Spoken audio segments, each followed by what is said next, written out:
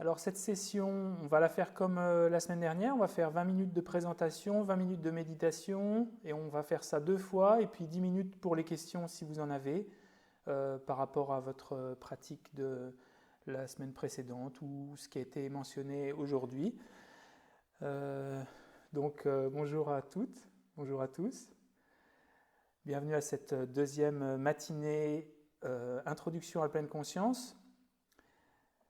La semaine dernière, on a surtout parlé de la pleine conscience. On l'a présenté, cette pleine conscience, comme un facteur mental, une fonction de la conscience, un outil. Et j'insiste sur le mot outil parce que je vais prendre une image ce matin pour exemplifier cet outil de la pleine conscience dans une image historique qu'on emploie depuis des centenaires et des siècles et même des millénaires pour parler de la pleine conscience, et ça aide souvent à comprendre un petit peu de quoi il s'agit quand on utilise une analogie. Et aujourd'hui, on va parler d'un deuxième outil qui est fondamental dans la pleine conscience, c'est la vigilance. La pleine conscience, elle ne fonctionne pas toute seule, malheureusement. Elle a besoin, pour s'améliorer, d'un autre outil qui va s'activer dans l'esprit graduellement, peut-être pas au départ, mais à mesure qu'on médite, pour raffiner le pouvoir de la pleine conscience. Alors je rappelle la pleine conscience, ce que c'est une fonction de la conscience qui maintient à l'esprit. Qui maintient à l'esprit, c'est une glue mentale. Chaque fois que notre esprit reste sur quelque chose, qu'il maintient à notre esprit un objet dans la sphère visuelle ou un objet mental ou une image, c'est la pleine conscience qui agit. On peut dire que c'est un muscle mental qu'on essaie de développer pour les raisons qu'on a citées la semaine dernière, parce que la méditation nécessite de conserver à l'esprit un objet. Et on a vu la semaine dernière qu'il y avait également pas mal de problèmes générés par le fait d'avoir ce muscle un peu atrophié, c'est-à-dire de glisser sans arrêt sur les objets sans pouvoir les conserver à l'esprit. Ce qui est une forme de fragmentation mentale qui conduit à la distraction, et la distraction, on voit qu'elle a de multiples problèmes parce qu'elle génère du stress, et qu'en général, si nous, on ne contrôle pas le processus mental, c'est le ronron mental, c'est la rumination qui va prendre le dessus. Et si on veut transformer l'esprit, s'il y a des choses qu'on veut développer, comme le calme, la paix de l'esprit, la sérénité, il va falloir qu'on développe ce muscle de la pleine conscience. Et je rappelle également que la traduction de la pleine conscience vient du mot sanskrit samapti, qui n'est pas une très bonne traduction en français. Pleine conscience, on a tendance à en parler avec nos propres mots, avec l'entendement qu'on a de pleine et de conscience. Or, vraiment, le sens de pleine conscience, c'est une remémoration, en ce sens de conserver à l'esprit, de ramener à l'esprit un support, un objet de méditation, quelque chose dans la sphère visuelle, etc. Donc voilà, c'est la petite présentation de ce qu'on a fait la semaine dernière. Et cette pleine conscience, pour être parfaite, pour être améliorée dans l'esprit, elle a besoin d'un autre outil, et c'est l'outil de la vigilance. Donc la vigilance, c'est une forme d'intelligence qui va, en périphérie de l'activité de la pleine conscience, observer ce qui se passe et essayer de rétablir le cap. L'exemple le plus simple qu'on peut trouver, c'est de comparer la pleine conscience à l'action de conduire la voiture. Je ne sais pas si vous vous souvenez, si vous avez passé le permis déjà, mais quand vous avez passé le permis, les premières étapes, c'était simplement de regarder ce qu'il y avait sur la route. C'est très difficile quand on commence à conduire de se focaliser sur ce qui se passe dans les rétros, par exemple. Moi, je me souviens très bien, j'étais sur une route et dans les premières heures où j'ai commencé à apprendre à conduire, je ne pouvais faire que ça. Je pouvais seulement regarder la route. Dès qu'on me demandait de regarder dans les rétros, j'avais l'impression que j'allais sortir de la route. La pleine conscience, c'est cette activité primaire, principale, qui est de conserver l'objet de méditation, si c'est le souffle, si c'est la sphère tactile, si c'est une visualisation, si c'est la nature de l'esprit. C'est ce qui maintient l'activité principale, la pleine conscience. Or, pour conduire correctement, il ne suffit pas de regarder la route, il va falloir aussi regarder le levier de vitesse, savoir à quelle allure on va, regarder dans les rétros. En fait, gérer tout ce qui est en périphérie de l'activité principale pour accompagner la conduite, regarder les panneaux, savoir où on va, regarder derrière, regarder l'angle mort, mais tout ça, ça se fait alors qu'on est en train de conduire. Il ne faut pas considérer la vigilance comme une forme de multitâche, parce que le multitâche, c'est de passer d'une action à une autre. Or, la vigilance qu'on va commencer à essayer d'activer pour parfaire la pleine conscience, cette vigilance, elle n'est pas une autre activité en fait. C'est à l'intérieur de la pleine conscience qu'on a une fraction de notre esprit qui va faire autre chose. C'est-à-dire qu'on ne passe pas d'un objet à un autre en fait. Si on médite sur le souffle et qu'on va commencer à être vigilant de nos distractions, ce n'est pas en sortant complètement du souffle. C'est à l'intérieur du maintien du souffle à l'esprit, on va commencer à interroger un petit peu les choses. Donc c'est sûr qu'au départ, ça donne l'impression de faire comme quand on commence à conduire, c'est-à-dire on a l'impression qu'on va rentrer dans le mur, qu'on va complètement sortir de notre action de conduire. On va complètement abandonner et on ne maîtrise plus. Or, quand on conduit, c'est quelque chose qui devient complètement automatique. On conduit, on garde la focalisation sur la conduite, mais on arrive encore à faire d'autres choses. Donc à l'intérieur de l'activité principale de la conduite, on arrive à activer des choses sans que ça devienne des activités complètement différentes. C'est à l'intérieur de l'acte de conduire qu'on va raffiner la conduite par la surveillance de la conduite et des divers les cadrans, la radio. Bon, après, si on pianote sur le téléphone, c'est peut-être un peu du multitâche, mais là, à l'intérieur de la conduite, c'est vraiment toutes les choses qui permettent à la conduite de s'améliorer. Et historiquement, ce qui était présenté, parce qu'à l'époque, il n'y avait pas de voiture, et Bouddha, il y a 2500 ans, je pense qu'ils avaient des charrettes, mais il a dû trouver un exemple pour essayer de montrer que, malgré les idées reçues, l'acte de méditer, c'est une forme de pilotage. Comme on pilote une voiture, on commence par des étapes, on ajoute des petits trucs, et en fait, on se rend compte qu'au final, le tableau de bord du méditant, il ressemble plus à celui d'un 747 que d'une mobilette, par exemple. C'est assez complexe, mais ça ne veut pas dire qu'il faille qu'on fasse tout en même temps. La méthode est suffisamment intelligente pour y aller par étapes. Donc on commence par l'activité principale, exactement comme on le fait dans la voiture, on commence par la pleine conscience, et petit à petit on va ajouter des trucs à mesure que l'esprit se détend et qu'il est à même de naviguer dans cette complexité avec beaucoup plus d'aisance et de relaxation, de calme et de détente. Donc l'exemple que Bouddha a pris, je ne sais pas si vous le connaissez, mais c'est le pilotage de l'époque. Qu'est-ce qu'on pilotait à l'époque? On pilotait un éléphant. C'est ce qu'on pilotait à l'époque, c'est l'image qu'a trouvée Bouddha. Alors, avant de piloter l'éléphant, et dans l'imagerie bouddhiste, l'exemple de l'esprit, c'est un éléphant en rut. L'éléphant mâle qui est complètement dans la jungle, qui est impossible à attraper, c'est ça qu'on essaie de piloter. Ce n'est pas comme au permis de conduire, on rentre déjà dans la voiture est là. Nous, l'esprit, il va falloir un peu qu'on court après. Et on voit que c'est assez cohérent par rapport à ce qui se passe dans la méditation. On a l'impression de courir après notre esprit. Donc la première étape de celui qui veut piloter un éléphant, ça va être de le capturer.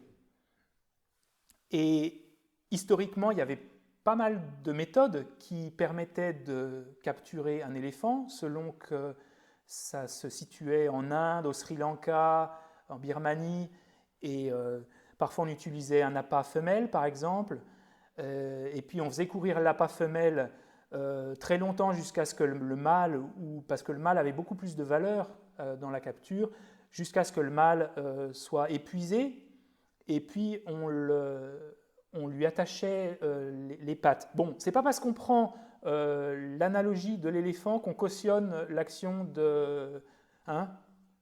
Bouddha s'est servi parfois d'image de boucher, c'est pas pour autant qu'il... Bon, Mais bon, c'est ce qu'il avait à l'époque comme pilotage. Donc, on se servait de diverses techniques. On le faisait tomber dans un trou, on le conduisait dans un enclos, on fermait la porte et puis on essayait de l'épuiser. Mais la première étape, c'était de lui passer une corde et de l'attacher à un poteau. Et l'analogie de la pleine conscience, c'est la corde. L'outil de la pleine conscience, c'est la corde. C'est en premier lieu la première chose à faire quand on cultive soit la pleine conscience seule, soit la pleine conscience à l'intérieur de la pratique du calme mental, c'est d'abord de se focaliser principalement sur maintenir l'objet à l'esprit. C'est la première activité qu'on fait et c'est l'équivalent de regarder la route devant soi quand on conduit pour commencer. Donc ce qu'il faisait, il fatiguait l'éléphant et une fois que l'éléphant était bien fatigué, on lui mettait une corde et on habituait l'éléphant à avoir la corde autour du pied, puis peut-être autour de la tête et à éviter que l'éléphant soit violent parce qu'un éléphant c'est quand même un animal très dangereux qui pouvait tuer les personnes en les écrasant. Donc la première étape, ce n'était pas de faire plein de choses. Le dresseur d'éléphant, le pilote d'éléphant, il ne montait pas sur l'éléphant en commençant à essayer de lui faire monter sur les deux pattes, parce que c'était dangereux. De la même manière, on n'essaie pas, pour commencer la méditation, de commencer à porter trop attention aux distractions, aux choses périphériques, à est-ce que je suis en train de sombrer, est-ce que je suis en train d'être un petit peu dans la clarté mentale. La première étape, c'est de stabiliser. Et une fois que l'éléphant était stabilisé, eh bien à ce moment-là, on pouvait commencer peut-être à lui toucher la jambe, à ce qu'il s'habitue à être approché par un être humain. Et ensuite, il pouvait commencer doucement, doucement à se laisser monter dessus. Et l'outil qui servait ensuite à piloter l'éléphant, c'est un outil cruel, il s'appelle l'encouche. Et ça correspond à une pointe munie d'un crochet. Et en fait, c'était vraiment l'outil de pilotage de l'éléphant à l'époque, dans l'Inde antique. Et c'est encore le cas, je crois, chez les Karnaks ce qu'on voit en Thaïlande. Ils ont à peu près le même outil, l'encouche. Et ils s'en servent en général dans des zones pas très sympas, sensibles de l'éléphant, comme la paupière, le derrière de l'oreille. Parce que bon, et l'éléphant finit par en avoir une crainte énorme qui fait qu'il finit par écouter. Donc la vigilance, elle est comparée à ce crochet. La pleine conscience, c'est l'activité principale de la conscience qui va se porter sur son objet de méditation, ne pas l'oublier. Et à l'intérieur de ça, une fois que l'éléphant il est calmé et qu'on peut monter dessus, on va commencer à piloter avec l'encouche, avec ce crochet. Si on lui met le crochet sur l'oreille droite, il va tourner à droite. Donc c'est vraiment l'outil de pilotage et les deux emblèmes de la vigilance et de la pleine conscience comme ils sont présentés dans le bouddhisme. Donc c'est ces deux outils qu'on doit utiliser pour parfaire le pouvoir de la pleine conscience, pour établir la conscience sur son objet. Et on ne fait pas ces étapes dans le sens contraire, c'est-à-dire qu'on ne commence pas par porter trop d'attention aux pensées et aux distractions. Et ça, c'est un conseil hyper important dans la méditation, c'est que l'activité principale, c'est l'objet de méditation. Si c'est le souffle, le corps, c'est vraiment ça l'objet principal. Et une fois qu'on établit un petit peu de stabilité, on va commencer à pouvoir se dire, ok, est-ce que je suis distrait? Est-ce que je suis sur le point d'être distrait? Donc la fonction de la pleine conscience, comme c'est présenté par exemple, je crois par Vasubandhu, un grand maître indien, c'est de dire la pleine conscience, sa fonction, c'est de ne pas oublier l'objet. La fonction de la vigilance, c'est de vérifier qu'on n'oublie pas l'objet. La pleine conscience, elle est assez forte, mais elle ne fait qu'une tâche. Elle vient se fixer sur l'objet de méditation. Sauf que quand on l'a perdu, ce n'est pas la pleine conscience qui découvre ça, c'est la vigilance. C'est la vigilance qui découvre à l'intérieur de la saisie de l'objet, si c'est le souffle par exemple, est-ce que je le tiens bien? C'est celle qui pose la question, la vigilance. C'est une forme d'intelligence, c'est aussi une forme de sagesse qu'on présente plus souvent par conscience discriminante et c'est celle qu'on active dans la méditation de calme mental. Donc, malgré les idées reçues, on a l'impression que le calme mental, c'est simplement se focaliser sur un objet. Là, on voit que ce n'est pas le cas. Il va falloir accompagner le processus avec une surveillance de l'esprit, c'est ce que fait la vigilance, mais qui est très calme. Ça n'empêche pas la détente. Il ne faut pas d'ailleurs que cette vigilance opère trop. Si on voulait monter sur l'éléphant alors que la pleine conscience n'est pas établie, alors qu'il n'est même pas encore domestiqué à rester attaché au poteau, par exemple, on va faire du rodéo dans la jungle. Ça va être compliqué. Et de la même manière, si on ne fait que porter attention à nos pensées et à nos distractions, ça va devenir une pratique très négative, parce qu'on n'a pas l'ancre qui nous maintient dans le calme et la détente et qui est générée par la pleine conscience.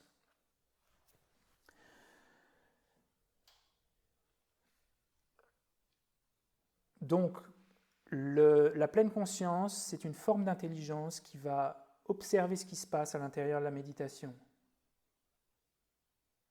Et on entend souvent la méditation de calme mental, elle est non conceptuelle, la méditation de calme mental, elle est non discursive, et on a l'impression que dès le départ, en fait, il faille ne pas se poser de questions, ne pas regarder ce qui se passe, simplement être absorbé sur l'objet. Or, c'est ce qui arrive certainement à la fin, encore que dans la tradition Gelugpa, on pense que même si on n'a pas de petite voix mentale, il y a quand même toujours une micro-conscience conceptuelle. Mais on voit que pour arriver à une conscience non discursive, c'est-à-dire que quand on atteint le calme mental, on n'a pas de petite voix, on est complètement absorbé dans l'objet de méditation, mais que pour y arriver, il faut qu'il y ait une forme de vigilance. Et en gros, l'équivalent, ça pourrait être qu'une fois qu'on a utilisé le crochet pour regarder ce qui se passe, il y a un moment, on n'en a plus besoin. Et c'est vrai, quand on cultive le calme mental, au niveau 9 du calme mental, c'est-à-dire quand on est sur le point d'atteindre le calme mental, on n'a plus besoin d'utiliser la vigilance. Parce que l'esprit, il fait totalement ce qu'on veut. Donc c'est un outil qu'on emploie progressivement, qui ne vient pas tout de suite et qui doit être abandonné. Parce qu'une fois qu'on a traversé la rivière, par exemple, on ne va pas prendre la barque sur notre dos, c'est aussi l'analogie qui est prise souvent dans le bouddhisme. Ce que fait la vigilance, c'est de vérifier qu'on n'est pas distrait ou sur le point de l'être. Donc au départ, en général, ce qu'elle fait, la vigilance, c'est de vérifier qu'on n'est pas distrait, se poser la question. Donc l'attitude, c'est de regarder de temps en temps en se disant « est-ce que j'ai été distrait ?» Et parfois, c'est vrai que pour savoir qu'on a été distrait, il faut regarder la distraction qui est apparue il y a 2-3 secondes. Ce n'est pas un problème de se souvenir de quelque chose qui a eu lieu il y a 2-3 secondes parce que ça ne nécessite pas qu'on perde complètement l'objet du souffle, par exemple, si on est sur le souffle. Je médite sur le souffle. J'ai eu une perturbation, une distraction. Je reviens. Et très souvent, ce qui arrive, c'est qu'on revient et on ne sait même pas à quoi on a pensé. On ne se souvient même pas. Donc, on va habituer la conscience à essayer de se souvenir des choses. Donc cette vigilance, elle va se dire, ok, c'était quoi ça? Et on se souvient juste de ce, pas en détail, c'est pas la peine. On commence par petites touches de se souvenir de ce qui vient de se passer, en même temps que revenir sur l'objet de méditation. On va faire des tests, de toute façon, on va y aller tranquillement. Voilà, donc je vous invite à prendre une position confortable. On va essayer avec le support, l'objet de méditation du corps et des sensations tactiles. Et on a vu la fois dernière qu'il y avait 2 étapes principales dans la méditation dont on peut difficilement se soustraire. Le premier, c'est de trouver l'objet, et ce n'est pas parce que c'est la sphère tactile que c'est nécessairement évident. Parce que ce n'est pas seulement trouver l'objet, c'est éveiller une clarté mentale qui va être nécessaire. Et l'exemple que je peux prendre juste avant qu'on commence, c'est que si on voulait créer une peinture et que cette peinture, on la mette derrière une vitre embuée, la peinture d'une personne que vous connaissez bien par exemple,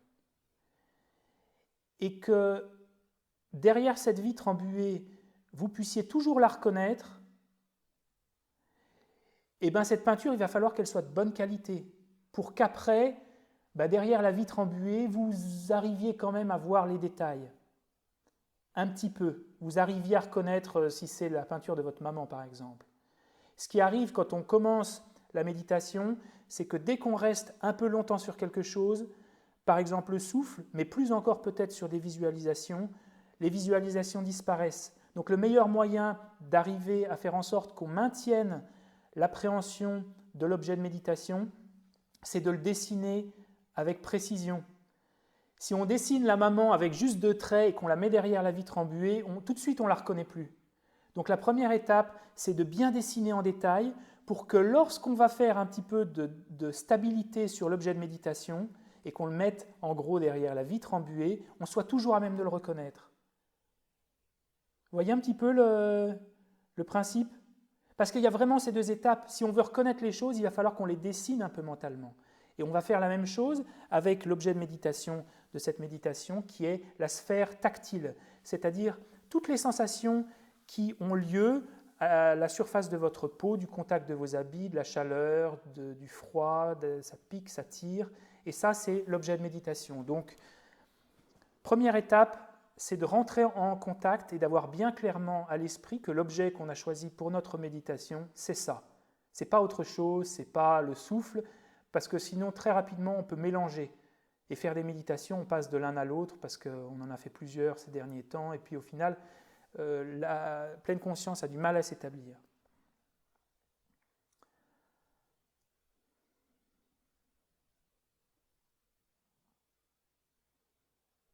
Choisissez un endroit du corps où vous sentez qu'une sensation tactile est particulièrement manifeste. Est-ce que c'est les mains, les fessiers, le haut du dos?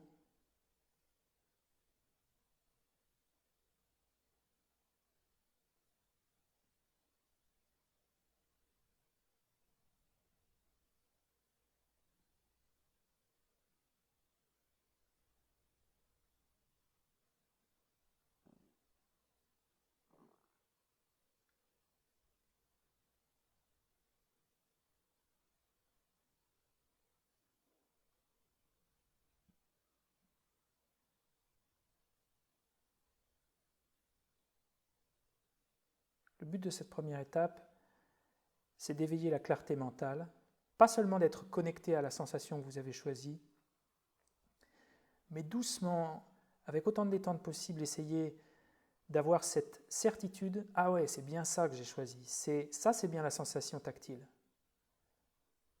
Par petites touches.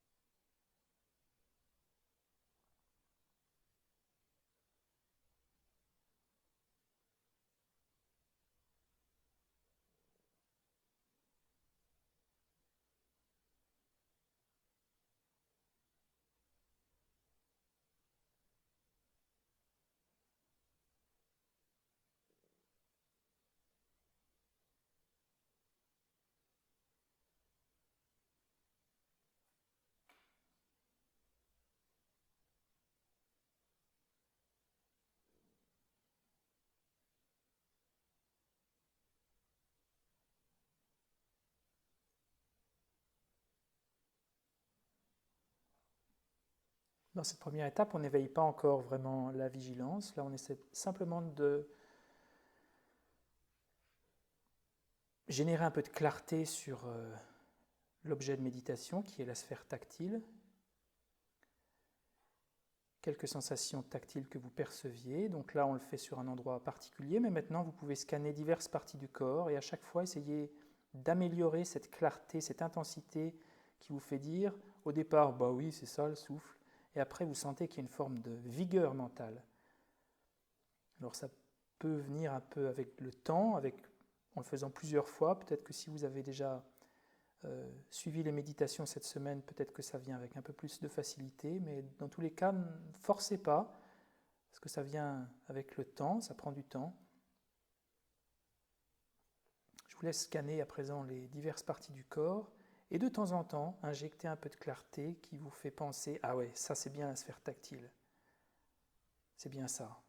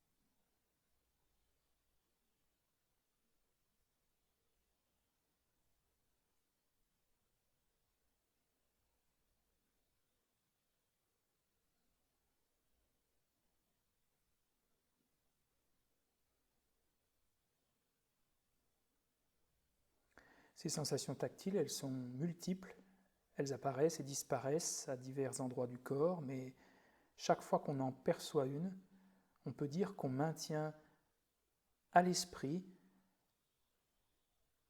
l'objet de la sphère tactile.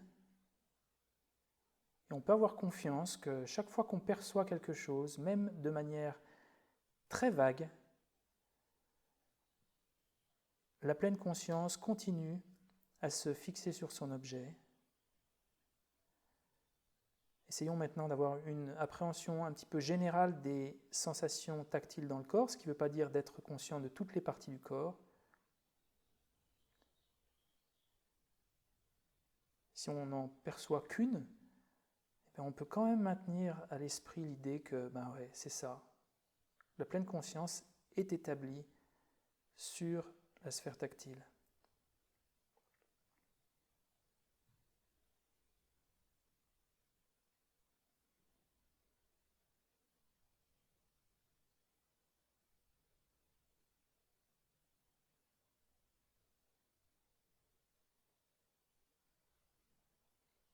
Donc ça, c'est l'éveil à la clarté. Maintenant, on va travailler le deuxième aspect, qui est de simplement se contenter, de se dire, c'est pas parce que tout n'apparaît pas clairement dans les sensations de mon corps, qu'il y a des parties du corps que je ne perçois même pas, que je ne suis pas quand même en lien encore avec les sensations tactiles. Et là, dans la première partie, on est allé chercher, on est allé dessiner le portrait, et là on le met derrière la porte embuée, et même s'il apparaît de manière complètement floue, on se satisfait, on se dit ok, allez maintenant je travaille la stabilité. Et je viens me détendre en me disant mais oui, mais même s'il apparaît pas très clairement, c'est avec ça que je dois partir. Si je ne me satisfais pas de la pleine conscience dans ses débuts, alors cette pleine conscience, elle ne va pas pouvoir s'installer durablement dans l'esprit.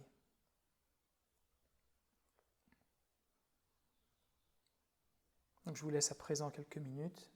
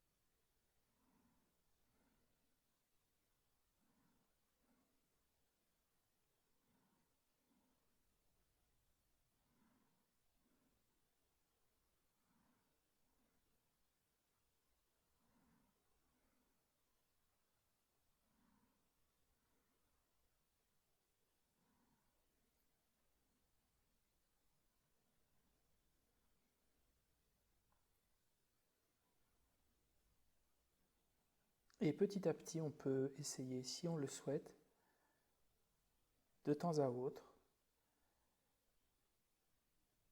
à l'intérieur du placement de l'esprit sur la sphère tactile, de questionner, est-ce que je suis distrait? Est-ce que je viens de l'être? Autant que possible, observer ce qui est autour de la méditation. On ne parle pas de quelque chose, est-ce que j'étais distrait ce matin? C'est vraiment sur le moment où il y a 1 ou 2 secondes. On va essayer d'aller plus loin. Et par petites touches, c'est-à-dire une fois toutes les 10-20 secondes, il ne faut pas essayer de faut pas essayer de le faire en continu pour commencer, parce que sinon elle va se supplanter à l'activité principale. C'est comme si on regardait dans les rétros sans plus regarder la route. Juste par petites touches, imaginons qu'on a le rétro, on regarde dans le rétro, ok, je regarde et je reviens à la route. Et je fais ça comme pour les rétros, une fois tous 30 secondes, minutes. Essayez.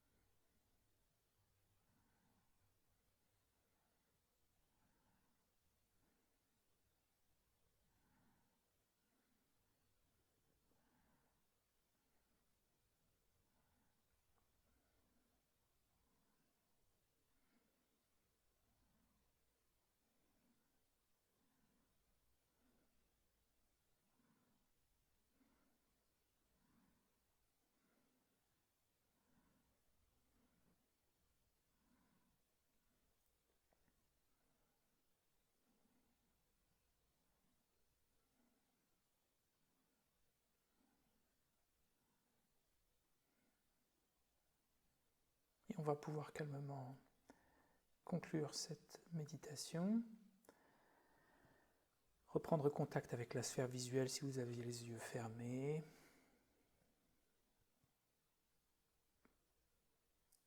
Et tenter de conserver la qualité de cette attention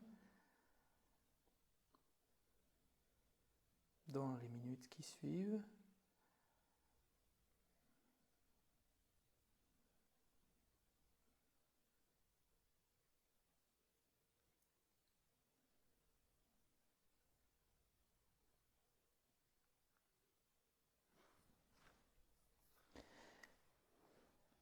la pleine conscience et la vigilance sont présentées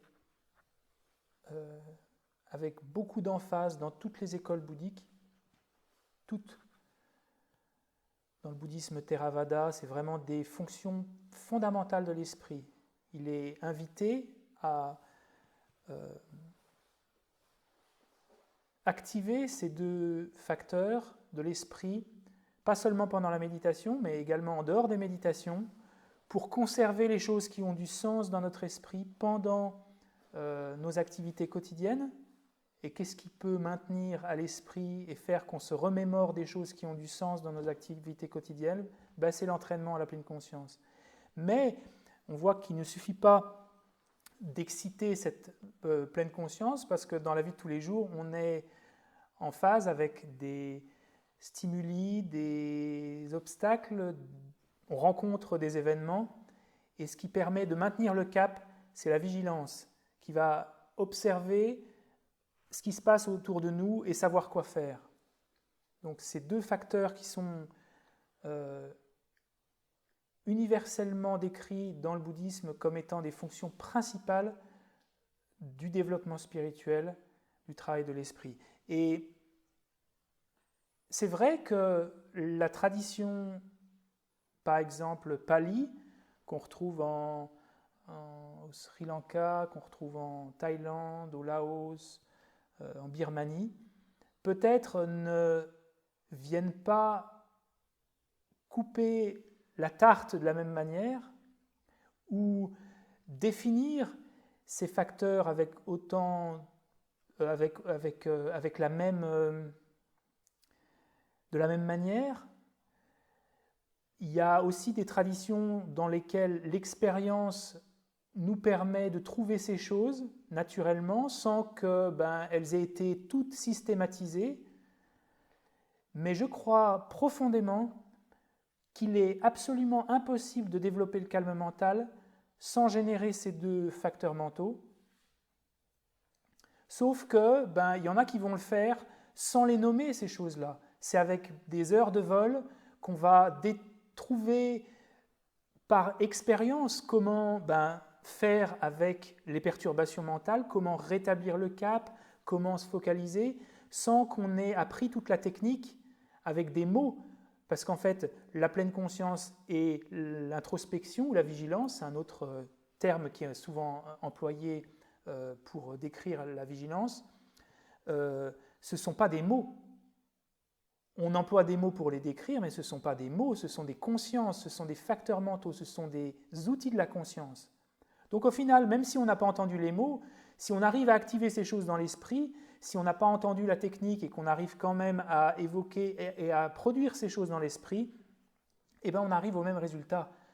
Donc la tradition tibétaine, et particulièrement la tradition Gelugpa, détaille avec beaucoup de détails cette technique qui conduit au calme mental, et il y a beaucoup d'autres éléments qu'on peut après mettre en œuvre. C'est une des manières d'y arriver, ce n'est pas la seule.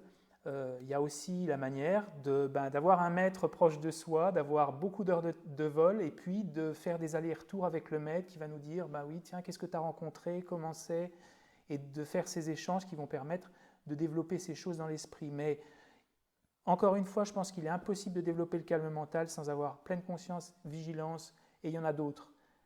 Il y a le pouvoir de la souplesse mentale, il y a le pouvoir de la familiarisation, il y a le pouvoir de l'effort joyeux. C'est tous des facteurs mentaux qu'on va développer petit à petit. Un détail que je voulais mentionner qui est super important, il me semble, dans la pratique du calme mental et de la pleine conscience, c'est ces deux éléments de la clarté et de la stabilité. Finalement, c'est les deux ingrédients de la concentration, c'est les deux ingrédients du calme mental. De la même manière, on ne peut pas développer shamatha, shiné, dans l'esprit, le calme mental, si on n'a pas parfait ces deux choses qui sont à la fois une immense stabilité mentale et une immense intensité mentale. On pense parfois que la concentration, c'est juste être calme. On pense c'est juste être relax, stable, sur l'objet de méditation. Et ce qu'on oublie, c'est qu'également, il y a une vigueur, une force de l'esprit, une intensité mentale qui est hors du commun. Et en fait, c'est la conjonction de ces deux choses qui semblent comme la glace et le feu qu'il va falloir réunir à l'intérieur d'une même conscience et qu'il va falloir réussir à unir sans voir que ces deux choses se contredisent l'une l'autre. Parce que ce qu'il arrive au départ dans la méditation, c'est que quand on est très stable, on a du mal à éveiller la clarté mentale. Et quand on éveille la clarté mentale, on a tendance à se tendre. Donc on a du mal à réconcilier ces deux choses. Et c'est la raison pour laquelle la pratique du calme mental, c'est une forme d'équilibrage de l'esprit. D'équilibrer des choses qui sont fondamentales et bienfaisantes pour l'esprit, mais qui nous apparaissent au début comme étant contradictoires. Et Lama Tsongkhapa, qui a particulièrement détaillé les étapes qui conduisent au calme mental, a été très clair en disant que la méditation de calme mental n'équivaut pas à simplement de la relaxation. Parce que ce qui va arriver, c'est qu'on va plafonner, on va atteindre un plateau dans lequel il va manquer le deuxième ingrédient du calme mental, qui est l'intense clarté mentale. C'est vraiment la HD mentale, le shamatha. C'est vraiment à la fois être totalement relax et d'avoir un esprit complètement à son service. On peut faire à peu près et visualiser absolument tout ce qu'on veut avec l'esprit, des choses très complexes, mais à l'intérieur d'une sérénité, d'un calme et d'une détente profonde. Et c'est pour ça que dans ce programme, j'essaie de présenter des méditations qui comprennent ces deux facteurs, à la fois de la clarté et du calme et de la détente, pour nous habituer à les travailler et de passer du temps pour ces deux choses. Et un point important, qui est en lien avec cette image de dessiner le visage de quelqu'un et de le mettre derrière une vitre embuée, c'est un peu ce qui va se passer dans les deux étapes. Dans l'étape de la clarté, on va essayer d'avoir une forme de claire lumière. Asanga disait dans la pratique du calme mental, même quand vous êtes en chemin pour atteindre le calme mental ou la vision supérieure, entraînez-vous et habituez-vous à méditer avec claire lumière, avec de l'intensité. Sauf que cette intensité, il va falloir la trouver par l'expérience, en dehors d'une forme de nervosité et de raideur. Et c'est pour ça qu'on y revient encore et encore. Donc dans cette première étape, on choisit un objet de méditation et on essaie de le trouver dans l'expérience avec une forme d'intensité. Donc on le dessine. Si c'est une visualisation mentale, on va le dessiner mentalement. Ah ouais, c'est par exemple si je visualise ça, c'est un petit dorje, je le regarde d'abord et je le visualise mentalement. Et la question qu'on peut se poser, c'est quel est l'objet comme il apparaît de manière minimale pour que je puisse encore avoir l'impression que je suis connecté à cet objet. Fermez les yeux. Imaginez-vous votre mère, par exemple, le visage de votre mère.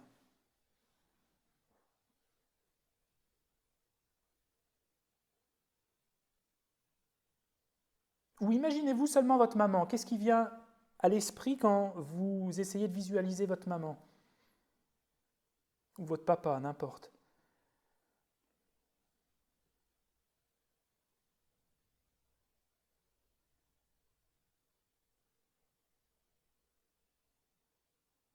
Alors on peut avoir une image assez brève du visage, par exemple. Maintenant, je vais vous demander de conserver cette image à l'esprit.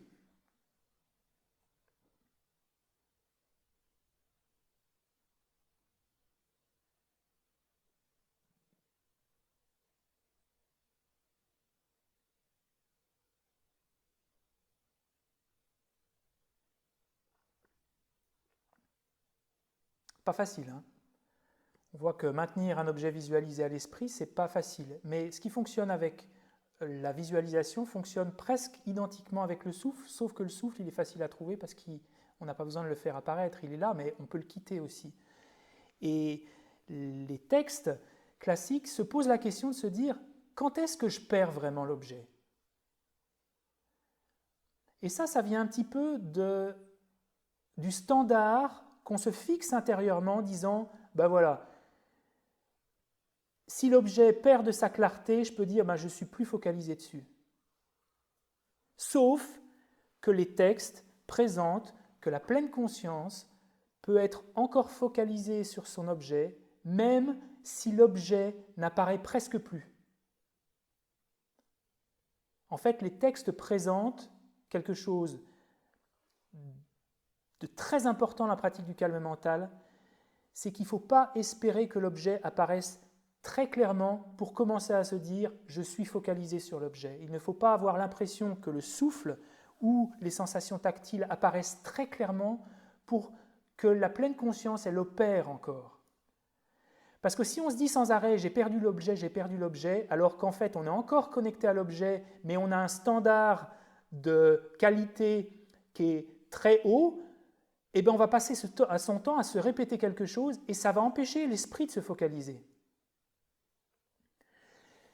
Par exemple, refaisons l'exemple, visualisez votre mère, votre père, votre chien, peu importe.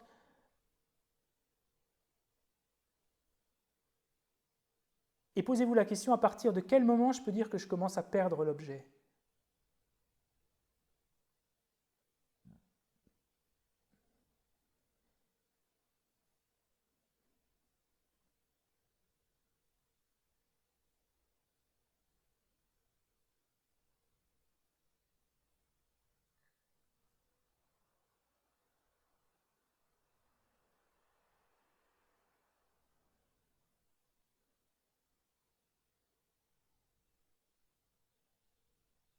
Donc maintenir à l'objet, à l'esprit, ne nécessite pas qu'il apparaisse très clairement. Deuxième chose, plus on aura compris ce qu'est l'objet à travers la première partie de la méditation, par exemple, et même sur le souffle, et qu'on aura compris également que le standard, le point de départ de la pleine conscience, il est très bas, il est vraiment très très bas, et bien on va quand même pouvoir se détendre et continuer à titiller cette pleine conscience, même si elle est très faible. Et ça, c'est un secret de la détente dans la concentration. C'est de savoir que le standard de qualité de la pleine conscience, il est très bas. Et je vais vous parler de quelque chose qui est mentionné également dans la technique du calme mental, c'est ce qu'on appelle le relâchement grossier. C'est que par exemple, vous êtes en train de méditer, vous n'avez pas l'impression d'être distrait, mais vous n'arrivez pas à vous connecter au souffle. Vous n'êtes pas distrait, c'est-à-dire que vous n'avez pas perdu l'objet, mais vous n'êtes pas non plus observant du souffle. Et là, vous vous dites « j'ai perdu l'objet ». Et donc, vous créez une perturbation dans l'esprit qui va perturber la pleine conscience qui était encore active, mais qui n'était pas au standard de ce que vous vouliez en fait. C'est pour ça que savoir fixer soi-même le standard très bas, sans pour autant se dire qu'on est encore conscient alors qu'on est complètement distrait, c'est pas ça. Mais en fait, ce que disent ce que présentent les textes, c'est qu'on a le relâchement grossier qui fait que parfois on ne voit pas le souffle, on ne sait pas où il est, mais la pleine conscience, elle est encore observante de quelque chose, mais de presque invisible. Et bien on se détend, parce qu'elle est là, la pleine conscience. Elle est encore opérante. Et ça, c'est une des clés pour être beaucoup plus détendu et pour pas brusquer la pleine conscience quand elle fait du bon boulot. Parce que la pleine conscience, elle est au départ assez moyenne. Et si on la brusque en disant non, mais t'es pas au top là, ben à chaque fois elle va se brusquer et on va être frustré. Et parce qu'on est frustré, on va créer une tension mentale. Et parce qu'on a une tension mentale, on ne va pas réussir à se concentrer. Donc ça, c'est présent dans l'AMRIM comme une indication, mais majeure. Parce que ce relâchement grossier, une indication qui prouve dans la technique qu'on peut encore avoir de la pleine conscience, même si l'objet n'apparaît pas très clairement, c'est que le relâchement grossier dans les 9 étapes qui conduisent au calme mental, ce relâchement grossier disparaît à l'étape 5, alors qu'à l'étape 4, on ne perd plus l'objet. Comment c'est possible? On a du relâchement grossier dans lequel l'objet apparaît plus, alors qu'au niveau 4, on ne perd plus l'objet. C'est-à-dire qu'on est totalement focalisé, on ne perd plus l'objet. C'est qu'on ne perd plus l'objet, c'est vrai, mais il n'apparaît plus. Alors à vous de trouver dans votre expérience qu'est-ce que ça veut dire, mais c'est la méthode comme elle est employée. Les Tibétains ont dit, ben voilà, il faut faire avec l'esprit comme on a, comme l'esprit qu'on a, il faut composer avec. Et au départ, on peut avoir une pleine conscience pour laquelle l'objet n'apparaît plus, et pourtant elle opère encore. Et ça, c'est une clé, c'est vraiment une clé, qui fait aussi qu'on peut avoir beaucoup plus de détente pendant les visualisations. Parce que ce qui arrive avec le souffle, c'est qu'il est toujours là, le souffle. Donc on n'a pas l'impression qu'on le perd. Mais quand on fait avec un objet visualisé, par exemple, l'image de votre maman, ça apparaît une seconde, on a le visage, et puis après, pof, on l'a perdu. Et on se dit, ça y est, j'ai perdu l'objet. Ben non, pas forcément. Parce que votre pleine conscience, elle opère encore, mais l'objet apparaît plus presque. En fait, on dit qu'il y a une clarté subjective, mais il n'y a pas de clarté objective. C'est la définition du relâchement grossier. C'est-à-dire, on est clair, nous, on sait qu'on est en train de se focaliser sur un truc, mais le truc, il n'apparaît plus. Ça, c'est la composante la définition, pas la définition, la description du relâchement grossier. Et ça disparaît vachement tard dans la pratique du calme mental. Donc on peut se relaxer en se disant, ok, bon, ça apparaît plus, c'est pas grave. C'est pas grave. Ça va revenir. Donc n'imaginez pas dans la pratique du calme mental et dans la pratique de la pleine conscience que l'objet doit apparaître de manière continue, avec la clarté que vous avez eue quand vous l'avez brossé par partie dans la méditation de clarté qu'on fait au départ. Parce que la première étape, elle brosse, donc quand on brosse quelque chose, c'est normal qu'il apparaisse beaucoup plus clairement. Mais après, quand on veut par contre développer la stabilité, et bien là simplement, on va se dire, ok, c'est pas grave. C'est pas parce que l'objet disparaît que ma pleine conscience n'est plus activée. Et vous allez voir qu'en employant ça plus de temps en temps de la pleine conscience, vous allez voir de la vigilance, que à la fois les pensées et les distractions vont s'abaisser et que la pleine conscience va être beaucoup plus forte. Et après, peut-être que ce relâchement grossier va doucement diminuer et que là, vous allez être en conscience du souffle avec beaucoup plus de clarté. Il est dit dans les textes, ne vous focalisez pas sur la clarté parce que sinon vous n'aurez pas la stabilité. Une fois que vous avez un peu de clarté, comme on a fait dans la première méditation, dans la première partie de la méditation, méditez sur la stabilité, vous allez voir que la clarté va venir toute seule. Hyper important aussi. Ok ? Alors, on va faire une méditation sur le souffle maintenant pour essayer de voir comment ça peut se passer tout ça. Ce que je viens de vous dire, ça demande de la répétition, il faut que vous le trouviez dans votre expérience, mais je pense que c'est vraiment hyper important pour nous parce qu'on a sans arrêt l'impression qu'il faille que ce soit parfait, sinon on a perdu l'objet. Et je pense que bon, les Tibétains, enfin c'est pas les Tibétains, c'est la tradition indienne, mais ils ont vraiment pensé à ça. Alors, la sphère maintenant de la respiration, on va essayer de la délimiter. Il y a plein de manières de méditer sur le souffle, avec la sensation tactile autour des narines, avec la sensation tactile autour du nombril. On peut méditer aussi en faisant un composite d'à la fois la sensation tactile et puis on l'entend le souffle.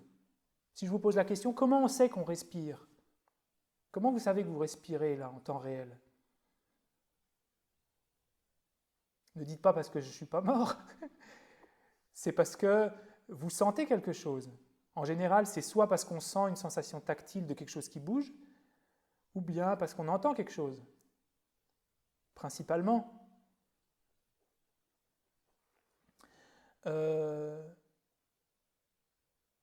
Donc le souffle, il se contacte à travers des sensations tactiles, auditives peut-être, si vous faites du bruit quand vous respirez, ou bien visuellement, si vous regardez. On peut savoir qu'on respire quand on a un peu de tout ça, donc le but c'est de rester en contact avec le souffle.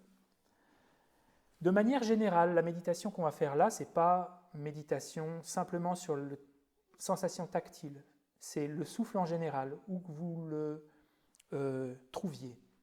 Donc première étape de la méditation, la clarté qui va nous faire dire, une fois qu'on a dessiné le portrait du souffle, se dire « Ah ben ça c'est le souffle », avec une forme d'intensité. Et une fois que vous avez dessiné vachement bien le souffle, ben vous pouvez le mettre derrière la vitre et avec l'instruction que je viens de vous donner, vous pouvez vous dire « Ok, je me relaxe maintenant ». Comme je l'ai dessiné, j'ai habitué mon esprit à le produire, le souffle, à produire mon contact avec le souffle. Et maintenant, comme je sais que le standard de qualité il est très bas, je me relaxe. Et vous produisez dans l'esprit l'environnement propice au développement de la pleine conscience. Vous créez le terreau qui permet à la pleine conscience de s'établir. Allez, je vous laisse quelques instants pour trouver le souffle. Donc d'abord, c'est constater comment on le perçoit, et ensuite, par petites touches, de vous dire « Ah ouais, ça c'est le souffle, clarté, intensité ».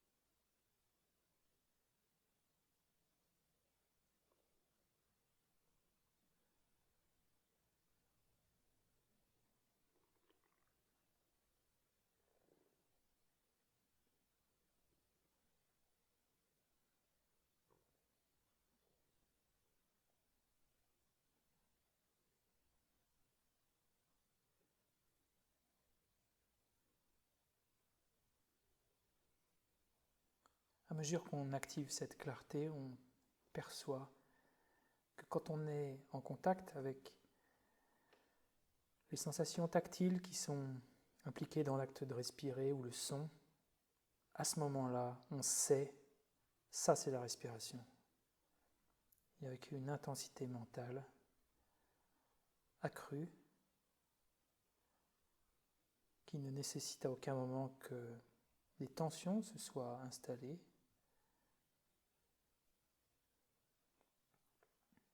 Et maintenant, on va travailler le deuxième aspect de la concentration à travers la stabilité. Donc là, on n'essaie plus de se poser trop de questions, de se dire « Ah, c'est ça l'objet », on fait confiance un petit peu au fait que la clarté mentale, elle nous a permis de bien dessiner le contour de cet objet, de le trouver, de le maintenir déjà à l'esprit.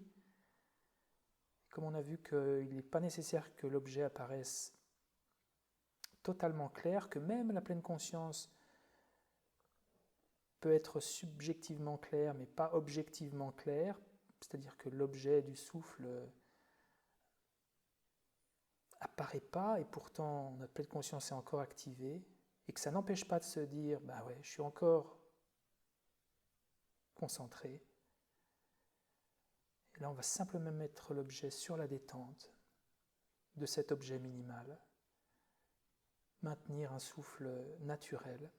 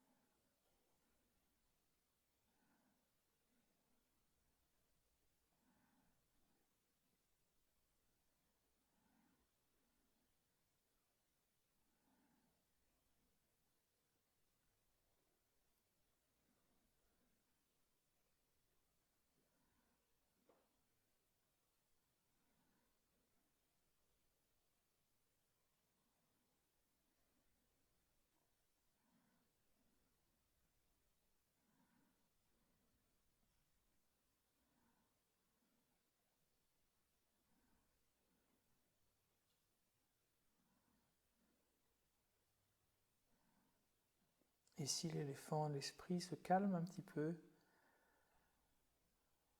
on peut utiliser l'outil de la vigilance et questionner à intervalles modérés. Est-ce que je suis distrait? Est-ce que je suis sur le point de l'être?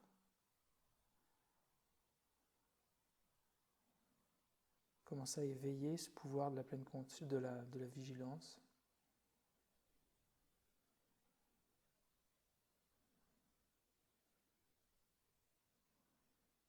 Alors que l'activité principale de la conscience est d'être installé dans le transat et de regarder les grumes de bois dérivées à la surface de l'eau, que sont l'inspiration, l'expiration, avec tranquillité.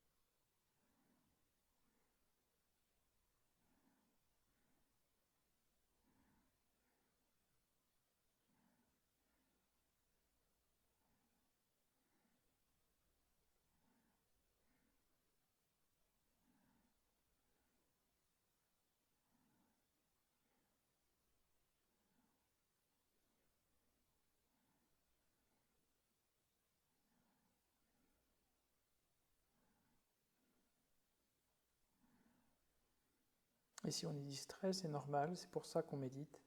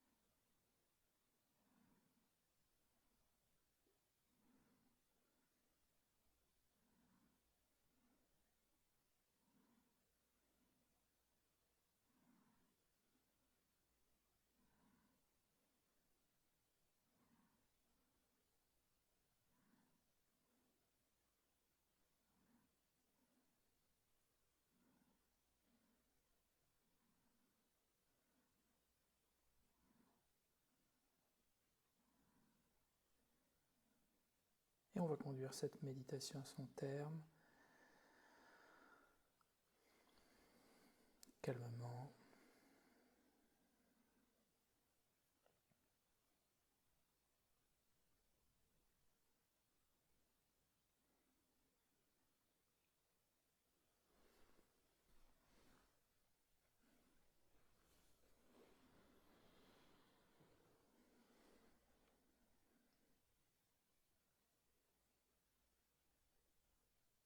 Je pense qu'on ne peut jamais trop répéter à quel point la pratique de la pleine conscience et du calme mental, c'est une forme de pilotage. Et je pense que vraiment, quand on lit les sutras, on voit que c'est ce qui définissait à l'époque, sauf qu'il n'y avait pas d'engin à piloter, mais on pilotait l'éléphant.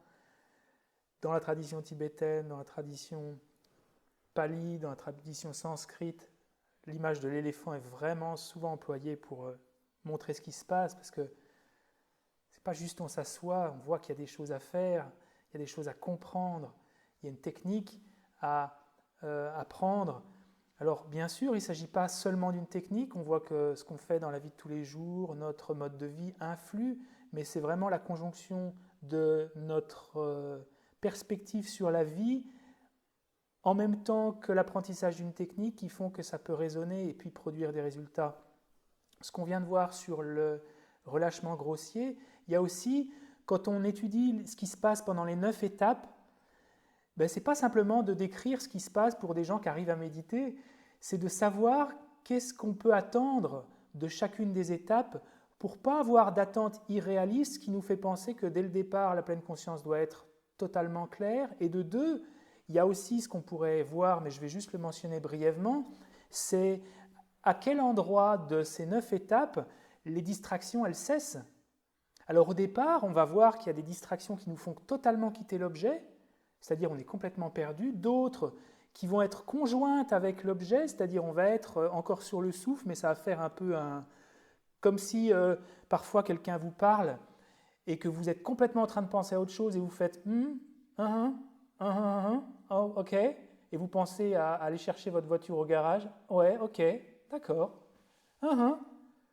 et bien c'est exactement la même chose. Vous faites à ce moment-là deux activités. L'une, c'est de méditer sur ce que vous êtes en train de préparer, votre garage, et en même temps, il y a le ronron de la personne qui est en train de parler en face de vous.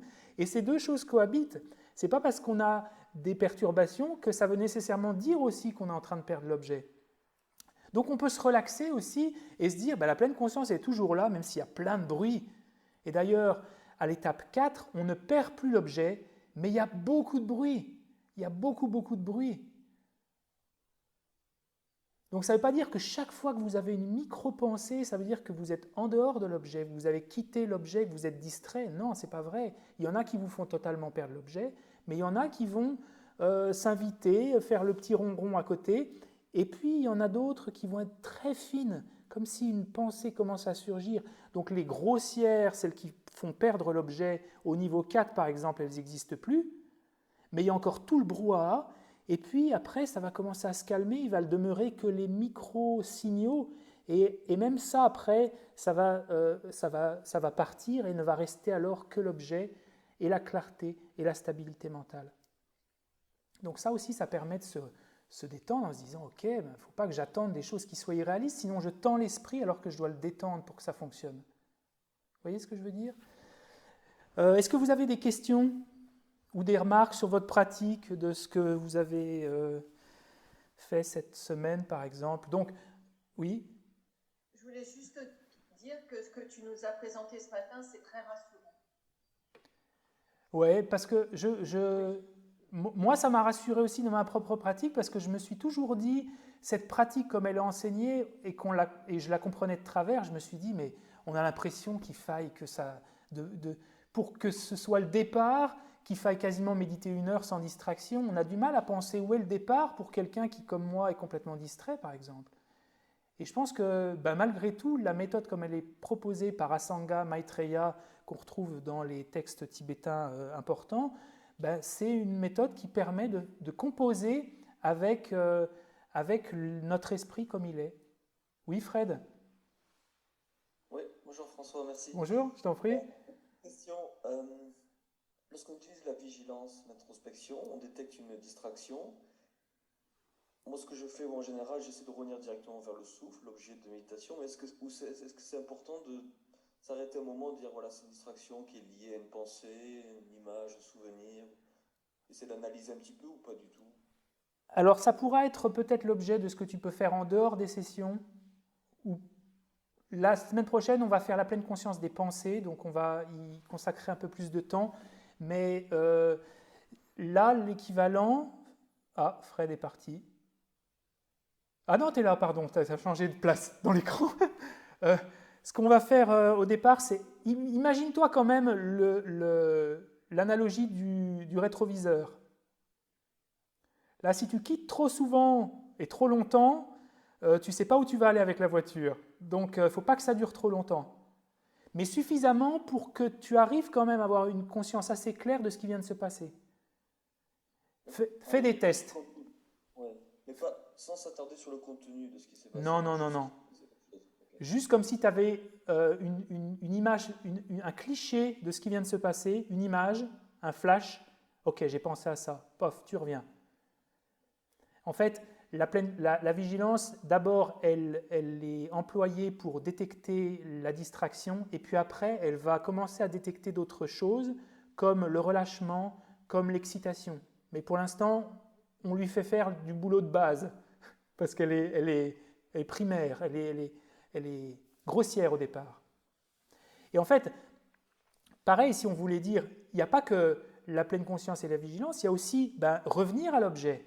Quand on a vu qu'on était distrait, parce que tu pourrais rester, un petit peu comme tu le fais, c'est tentant, parce que c'est pas mal, il y a le repas de midi, ouais, j'ai vu que je suis distrait, mais bon, le repas de midi, c'est quand même bien.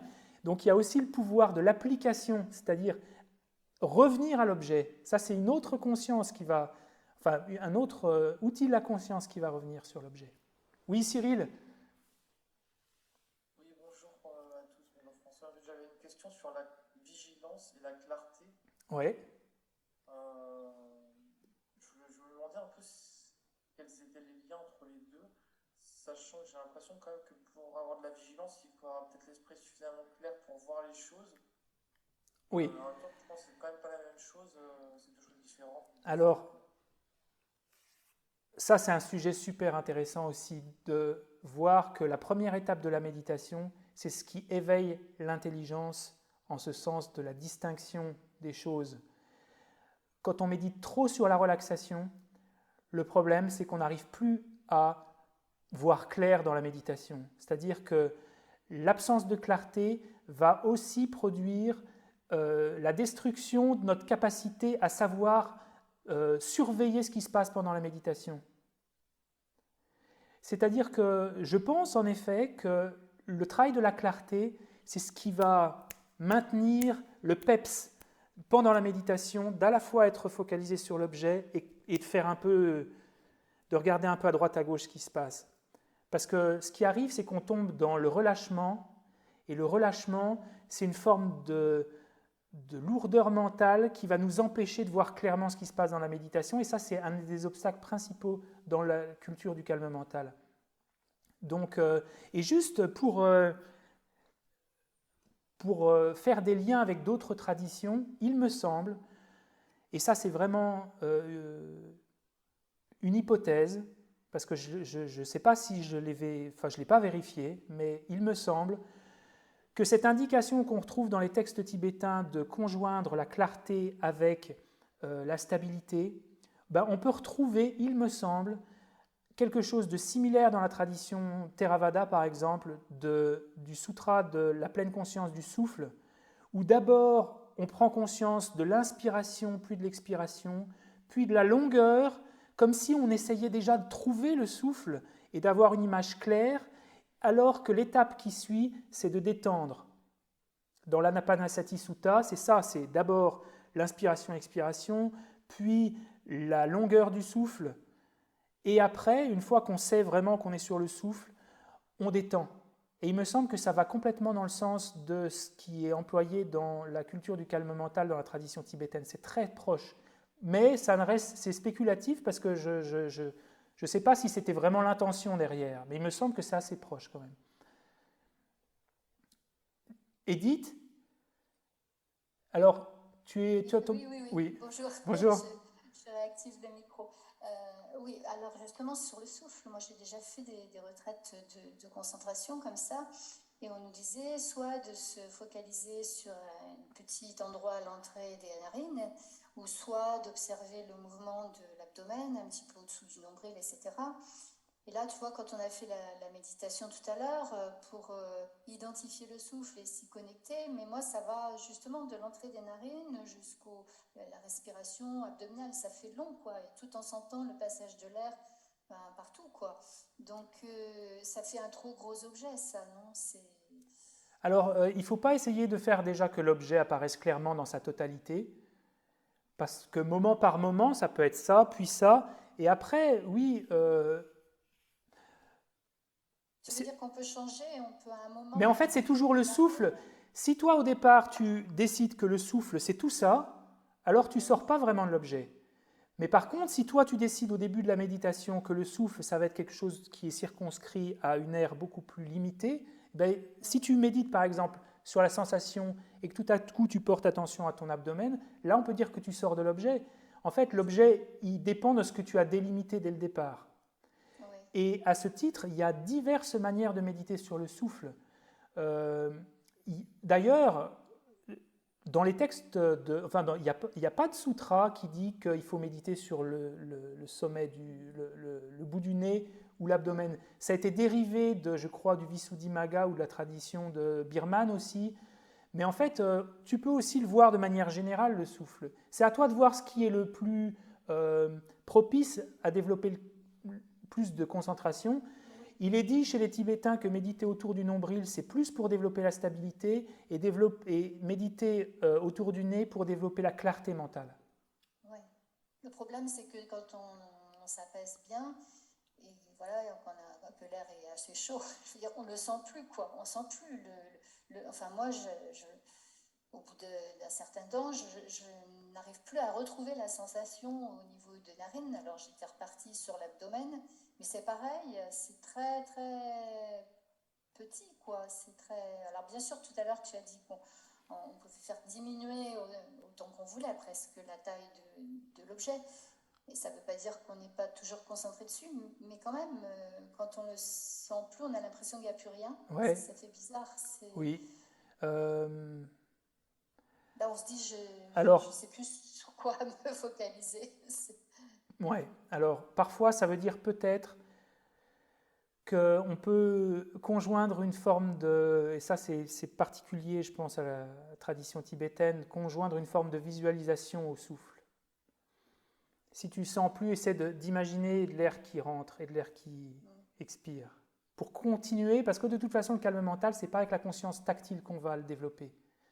C'est bien pour les premières étapes, mais il y a un moment, il faut qu'on embraye sur la conscience mentale. C'est-à-dire, une fois que tu sens que le souffle est très très ténu, tu peux commencer à essayer d'imaginer l'air qui est inspiré et qui est expiré. De commencer à embrayer doucement si tu sens qu'il n'y a vraiment plus de sensation. Oui. Ouais, d'accord, merci. Je t'en prie. Bonne pratique. N'hésitez pas à écrire des choses si vous voulez poser des questions la semaine prochaine sur votre pratique. Et bon courage. Et puis, vous pouvez essayer de revenir, parce que c'est aussi tout l'aspect de la réflexion qui va vous permettre de faire le point sur ce qu'on a vu aujourd'hui, par exemple. Oui, qu'est-ce que c'est que l'objet minimal? Qu'est-ce que c'est la conscience, la pleine conscience minimale qui fait que j'ai encore l'objet alors qu'il n'apparaît plus? Essayez de le trouver en vous, d'avoir ces instructions et puis de faire un test, tester, explorer. Soyez curieux.